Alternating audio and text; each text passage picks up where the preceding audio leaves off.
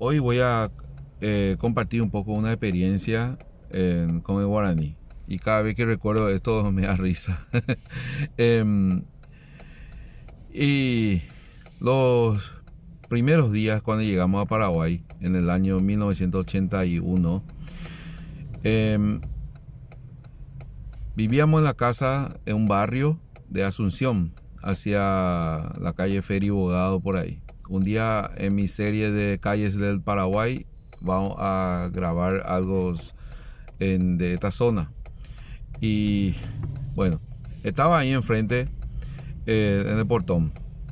Y era una época que ya estamos socializándonos con los vecinos, haciendo amigos, aprendiendo el castellano, que al principio nada no hablaba yo.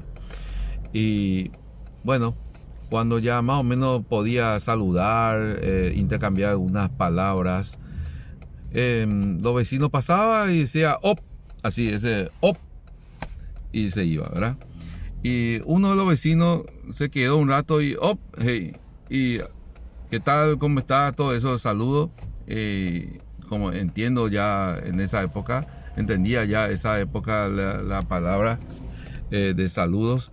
Entonces nos saludábamos un poco y después me dijo, ya, pues. Yo cuando eso ya entendí qué significa Yahab, significa vamos.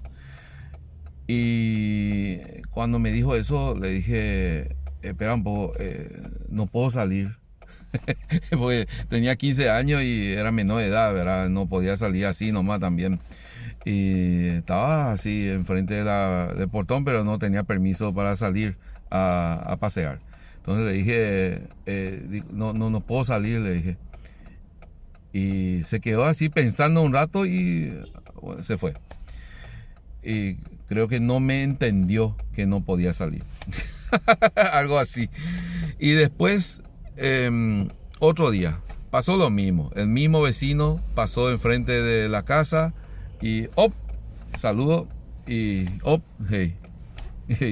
Y, y todo tranquilo, todo, qué sé yo, saludo, largo saludo. Y después, de nuevo, ya pues. Y bueno, dije yo, porque ese día sí tenía permiso para salir a pasear, allí en el barrio nomás, caminar un poco. Entonces, ok, le dije yo, abrí el portón y salí, y le seguí detrás. Después el tipo se dio la vuelta y me dijo, ¿dónde te vas? y vos me invitaste, me invitaste. Y quedó pensando así, cuando le invité a este tipo para que venga conmigo.